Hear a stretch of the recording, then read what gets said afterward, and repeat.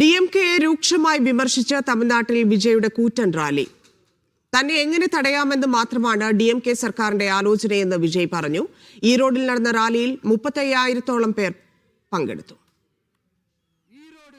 41 പേരുടെ മരണത്തിന് ഇടയാക്കിയ കരൂർ ദുരന്തത്തിന് ശേഷം ആദ്യമായാണ് വീണ്ടും തമിഴക വെട്രിക്കഴകം അധ്യക്ഷനും നടനുമായ വിജയ് തമിഴ്നാട്ടിൽ മഹാറാലി നടത്തുന്നത്. AIADMKയിൽ നിന്ന് TVKയിലെത്തിയ K. സെങ്കിട്ടോയന്റെ നിർദ്ദേശപ്രകാരമാണ് ഈറോഡ് വിജയമംഗലയിൽ റാലി സംഘടിപ്പിച്ചത്.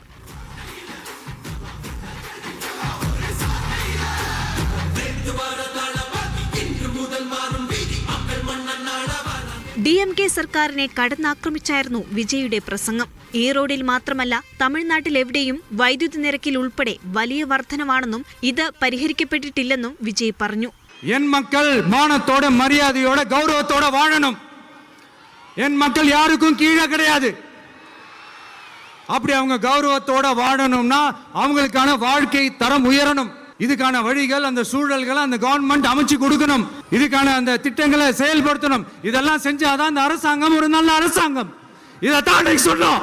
പോലീസിന്റെ കർശന നിയന്ത്രണങ്ങളോടെയും സുരക്ഷയിലുമായിരുന്നു റാലി. പ്രവർത്തകർക്കും കർശന നിർദ്ദേശം നൽകിയിരുന്നു. ചെന്നൈയിൽ നിന്ന് ചാർട്ടേഡ് വിമാനത്തിൽ കോയമ്പത്തൂരിലെത്തിയ ശേഷം റോഡ് മാർഗമാണ് വിജയ് ഈറോഡിലേക്ക് എത്തിയത്. News desk media 1.